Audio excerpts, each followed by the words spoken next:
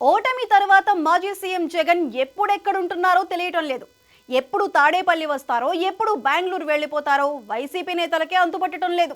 ప్రతిపక్ష నేత హోదా కూడా దక్కకపోవటాన్ని ఇంకా జీర్ణించుకోలేకపోతున్న ఆయన రాష్ట్ర రాజకీయాల మీద పెద్దగా దృష్టి పెట్టడం లేదు. ఫలితాలు రాగానే తన నవరత్నాల ఓట్లు ఏమైపోయాయోననే దీర్ఘాలోచన, ఆవేదన కలబోసి బెంగళూరు ఫ్లైట్ ఎక్కారు. అదే కన్ఫ్యూజన్ వైసీపీ నేతల్లో ఇంకా కనిపిస్తూనే ఉంది. అలాంటి వాళ్ళు ఇంకా కూటమి గెలుపు మీద అనుమానాలు వ్యక్తం చేస్తూ ఈసీ అధికారుల చుట్టూ తిరుగుతూ ఉండటం జనానికి వింతగా ఉంది.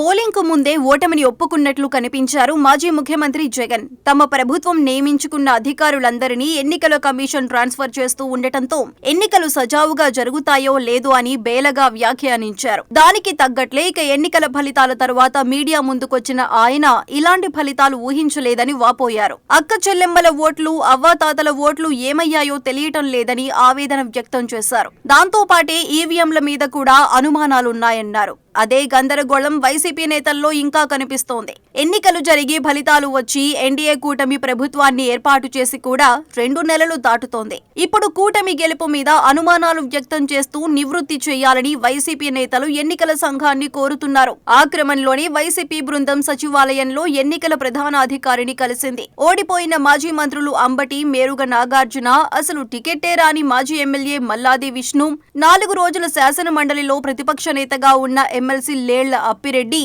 సీఈసీని కలిసి తమ అనుమానాలు చెప్పి వచ్చారు.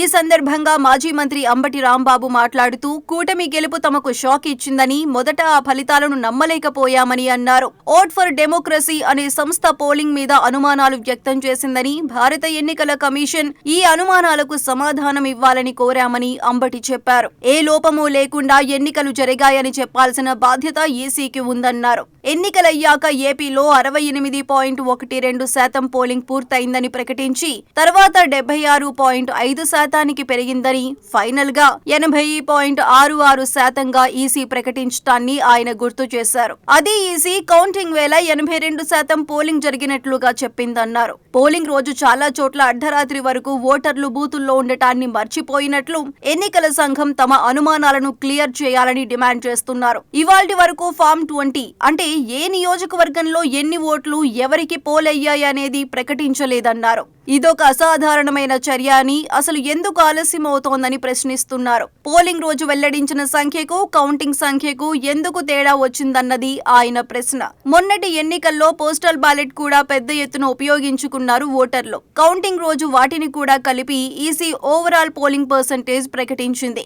40 ఏళ్ల రాజకీయ జీవితంలో 2 సార్లు ఎమ్మెల్యేగా పనిచేసిన మాజీ మంత్రి అంబటి ఇంకా ఎన్నికల నిర్వహణ మీద అనేక అనుమానాలున్నాయంటున్నారు. మరోవైపు నవరత్నాల మీద నమ్మకం పెట్టుకున్న జగన్ కూడా ఆ ఓటమి షాక్ నుంచి ఇంకా బయటపడటం లేదు మరి.